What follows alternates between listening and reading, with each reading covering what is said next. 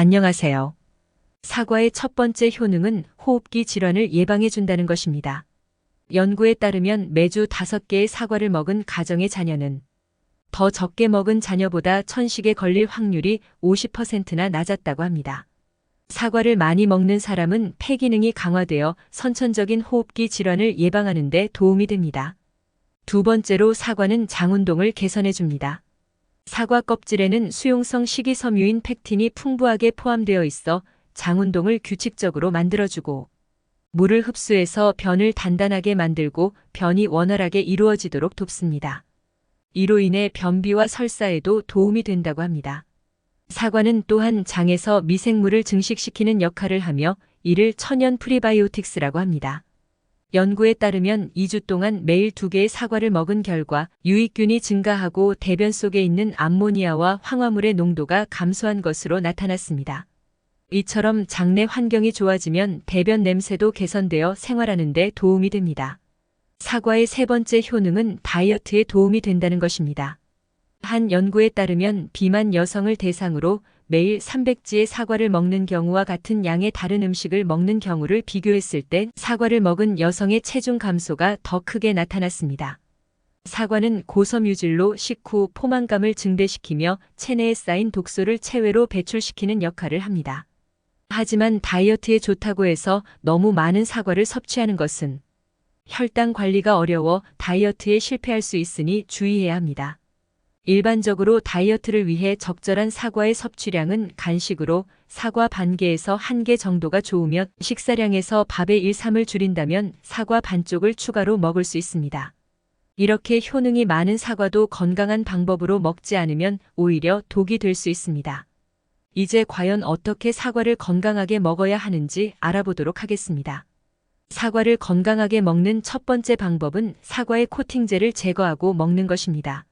마트에서 파는 사과 중에는 매끈하고 반짝거리는 사과가 많습니다. 하지만 이러한 사과는 맛있어 보이도록 인공 화학물질인 유동 파라핀으로 코팅되어 있습니다. 유동 파라핀이 인체에 흡수될 경우 소화되지 않고 복통과 설사를 일으킬 수 있으며 비타민 O와 D 등의 지용성 비타민의 흡수를 감소시킨다고 합니다.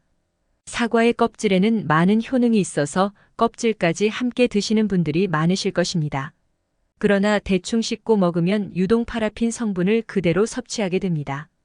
코팅제는 지용성 성분이기 때문에 물로 깨끗이 씻어도 약 40%에서 55% 정도만 제거됩니다.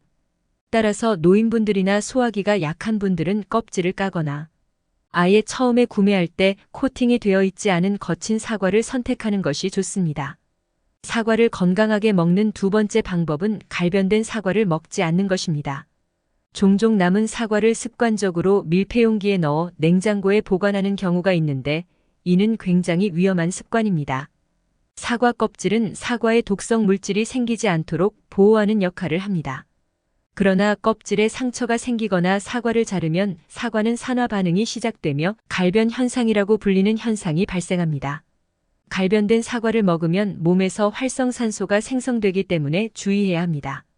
활성산소는 호흡을 통해 얻는 산소와는 달리 불안정한 산소로 체내에서 살균 작용을 도와주는 역할을 하지만 과다하게 생성되면 암과 노화의 주범이 되는 독성 물질이 됩니다. 활성산소는 우리 몸을 돌아다니면서 세포를 노화시키는 노화의 주범으로 지목되고 있으며 암, 동맥경화, 당뇨, 뇌졸중, 심근경색, 간염, 신장염, 아토피, 파킨슨병 등 현대인의 질병의 원인이 될 수도 있습니다. 특히 알츠하이머성 치매의 원인이 된다는 점은 더욱 무서운 일입니다. 따라서 갈변된 사과는 절대로 섭취해서는 안 됩니다. 사과를 깎은 후에는 소금물이나 설탕물에 담가두어서 산소와 사과의 접촉을 막아주면 갈변을 방지할 수는 있지만 계속 담가두어야 하는 단점이 있습니다.